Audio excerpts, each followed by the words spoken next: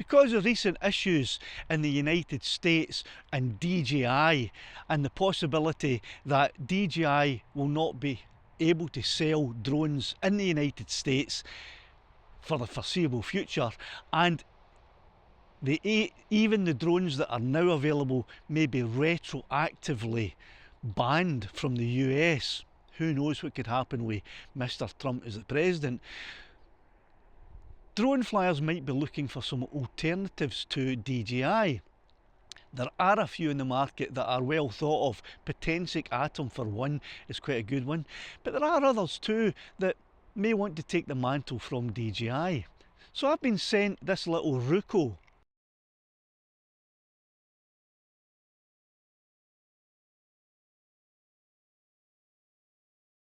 Which is in weight and feel, to me, similar to the Mini 2 or the Mini 4K. It has a few additional features like auto tracking. You can get that using Litchi or Maven, but this one has it built in. As far as I'm aware, it doesn't have obstacle avoidance, but it still has auto tracking. I've been sent it and Ruko asked me to review it. I'm not being paid for this review. I am being allowed to keep the drone, but there is no payment here, and the opinions that you'll get in this video are entirely my own based on the performance of the drone. Now, I'm not going to get into a lot of detail about the drone. All I really want to do today is to see, does it fly? Does it fly well? Is there a good connection between the controller and the drone? And what is the footage like? Is it good quality footage? So with that in mind, I'm going to be flying up and I'll do a parallax round about the Baronet A-frame, have a look over at the Egger plant, have a look at the countryside, see how far it can zoom in and zoom out, and then return it back to home. That's probably all that we need to do to work out if this is a decent enough drone or not. So with that in mind, let's get the drone up in the air.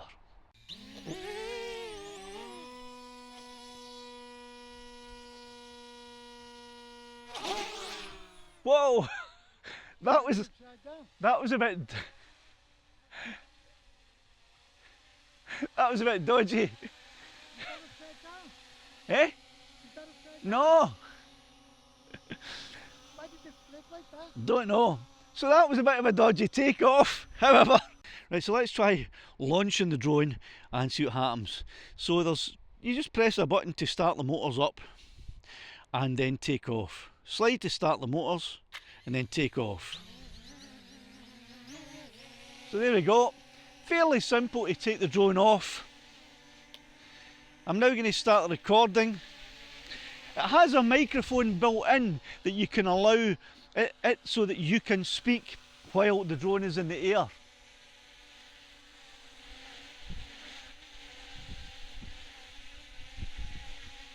Okay, so let's take a flight to see if we can fly around the Baronet A-frame. As you can see straight away, the gimbal is not so good on this drone. I'll show you after. It doesn't look like the gimbal's operating too well to me.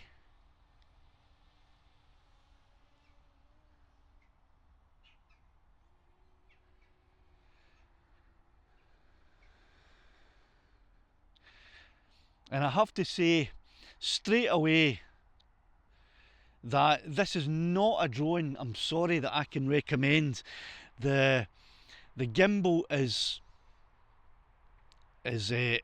not keeping anything level. The drone flight is very all over the place. I don't seem to have much control here.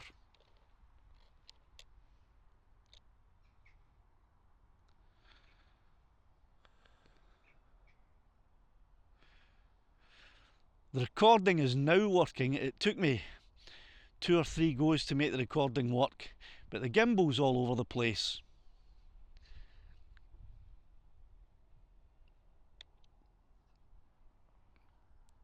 And as I turn the drone around, it seems the gimbal may even be stuck. So I'll give it another opportunity, and what I'll do is I'll return the drone over here and I'll have a look at the gimbal. Although flying this drone is incredibly difficult. It's not responding well at all.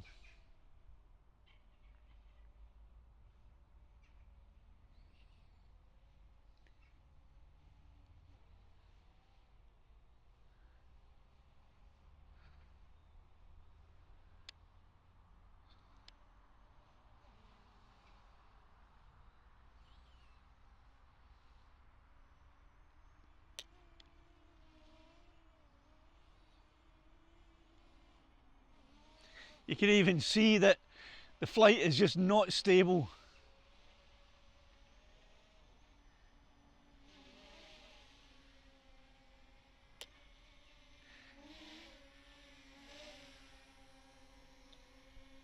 So without touching it, the drone is bobbing and weaving around itself.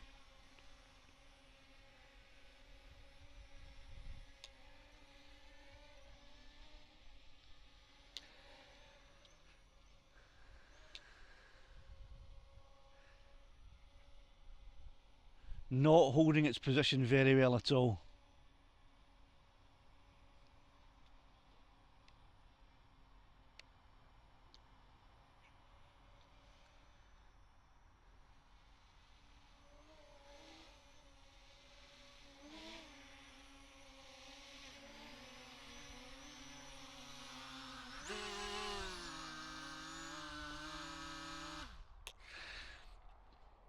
So I have to say that sadly I'm unimpressed. I'm going to send it back up again.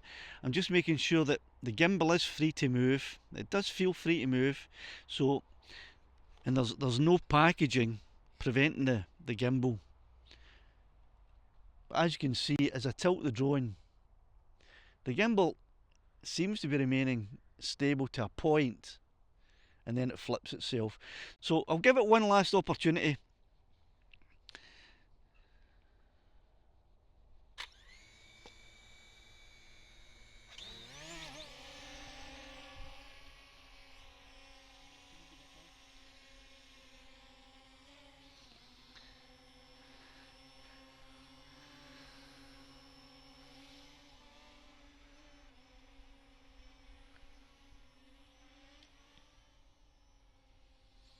So let's give it another attempt to fly up towards the A-frame.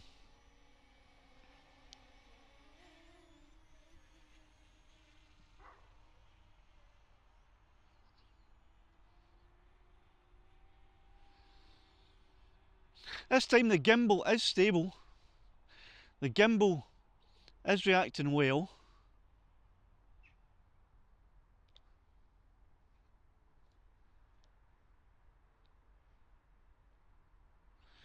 Although the drone isn't holding itself well in flight, let's try a... Oh, hold on, recorded. So this time, on the second flight here, the gimbal does seem to be holding stable quite well. I'll just try a parallax around the A-frame here. So it is responding well. So when I gave that gimbal a little tweak manually, that may have helped. It may have helped the gimbal a little bit. I think it was maybe stuck through packaging or in transit, and that seems to have fixed it. And with that in mind, this drone is actually, so it's a lot better now than it was in the first flight. It's responding quite well now.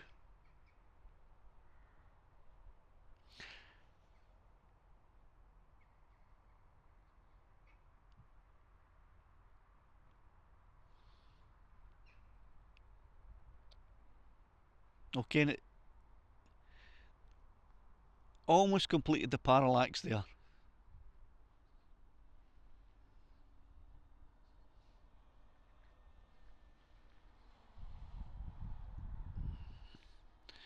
Okay, so let's just fly it forward and I won't fly over the road because I'm still not convinced that I'm not confident with it. But let's fly over towards the old barony mine building there.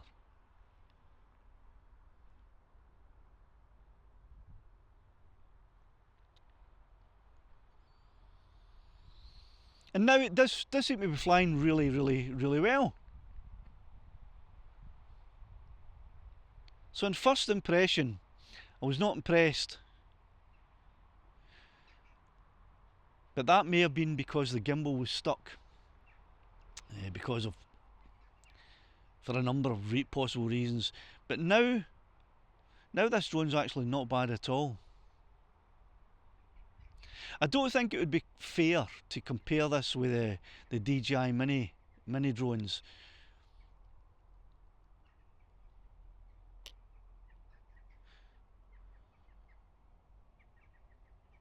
But it's not bad. It's not bad at all.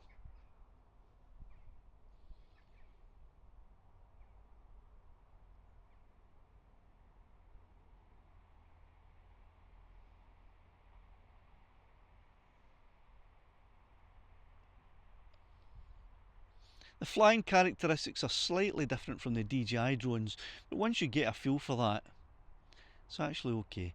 Now it has a return to home feature, and I'm going to activate that now, and let's see if the drone will return to home on its own.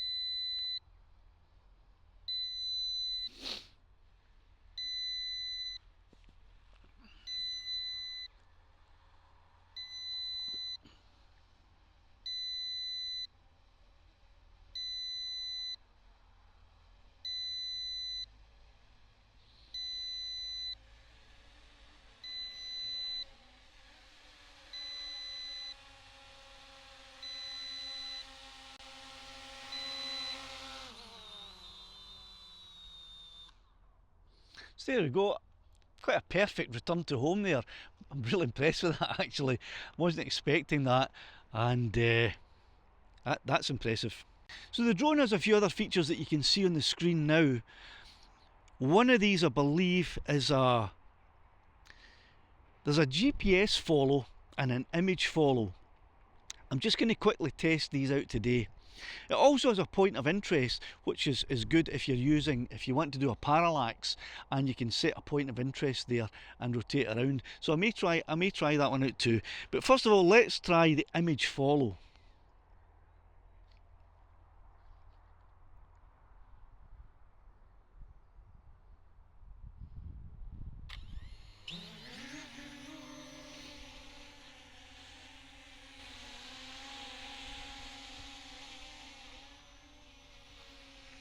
So if I set up the image follow,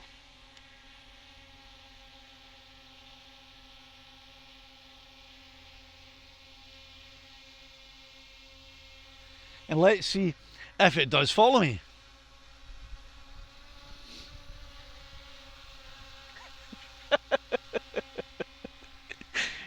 No, there must be more to it than that.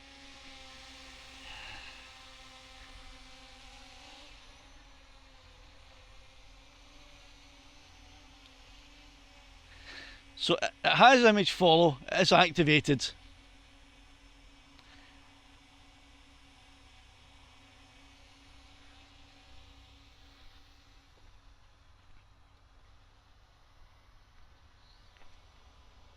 You can see it is actually tracking me. So that is, rather than an auto track, that is more like a tripod, where it will actually follow me as I walk from side to side. It's doing that now. So the drone is turning.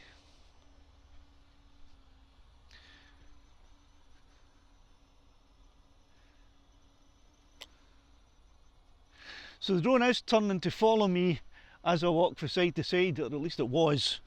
I think I may have deactivated it then when I moved it. Let's try that again. Right, so it is following me there. It's not moving with me, but it's rotating to keep me in view. That's a nice wee feature. So one of the other features that it has is a GPS follow.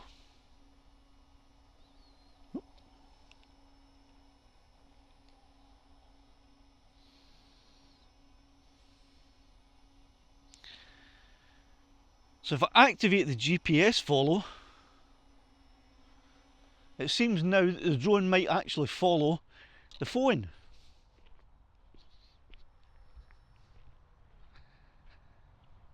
And it is doing.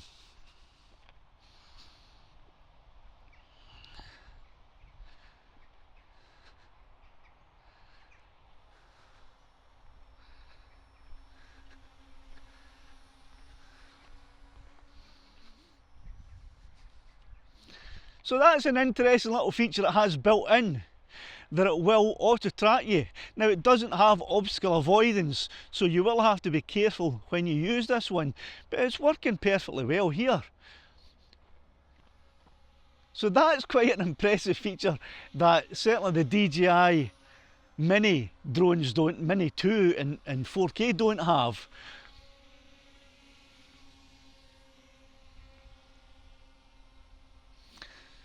So let's just test that again. If it's on GPS follow, the drone will follow me, eventually picking me up and putting me back on the screen. Now it's not perfect, but it's not bad. So this is GPS following. It's actually following the phone, the GPS from the phone. So obviously you need to have a good signal there. But it's doing all right. Not walking all that fast, but it is managing to follow me.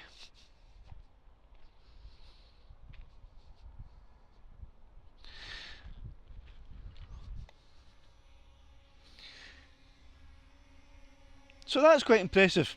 Route rules maybe a waypoint feature.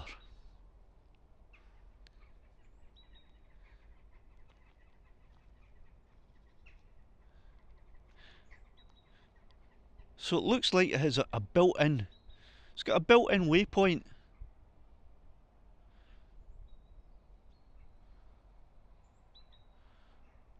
And actually it looks like it's flying a bit, okay.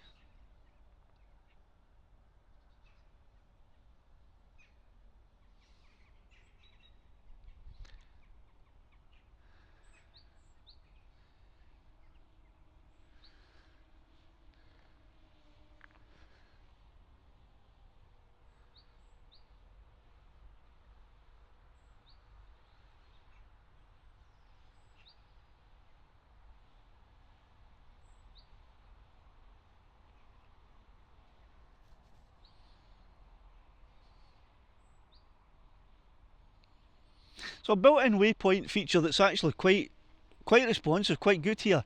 I threw in 4 random waypoints and it is following them all. Now you can hear now I've got a low battery warning, so I am gonna, well the drone is returning on its own to the home point as soon as the low battery activated. And because Ruko only sent me 1 battery, that's about all I can do today. That's all of the testing that I can do at the moment with 1 battery. Had they sent me more, I could test some of the other features, but for now that's it. So I'll just land it and then I'll give you my opinion.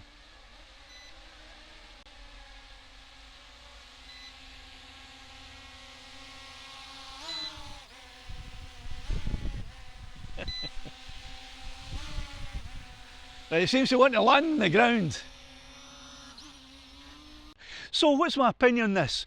Right, at first I thought, I don't like this, the gimbal's all over the place, it's not responsive. But then when I brought it back in and landed it and wiggled the gimbal about a bit and sent it back up, the gimbal was stable, the gimbal was really responsive. The flight characteristics of the drone take a wee bit of getting used to if you're a DJI drone flyer, but it's actually okay, it does respond fairly well. Not as well as the DJI drones, but it's not a DJI drone, it's a Ruko drone. What you would have to consider if you're going to buy a Ruko drone is really the price point. Is it that much different from a DJI 4K or a DJI Mini 2? Is the price point different? If the price point isn't that different, you're probably better going with the DJI drone. But if the price point is £100 or more lower with the Ruko, then I would say that, yeah, this is okay. It's got a lot of features that the DJI drones don't have. The Waypoint feature, the GPS follow, you can get those with using like Litchi or Maven or third-party apps, but the Ruko has it built in, has these built in, and that's impressive. So yeah, I think I've changed my opinion. I would recommend this drone for someone who is considering getting their toes wet in the drone world and wants to try out a drone but doesn't want to spend a load of money. Then this is possibly a drone that you might want to have a closer look at. Your opinions are all welcome in the comments, and so are your thumbs. Thanks for watching. Cheerio the now.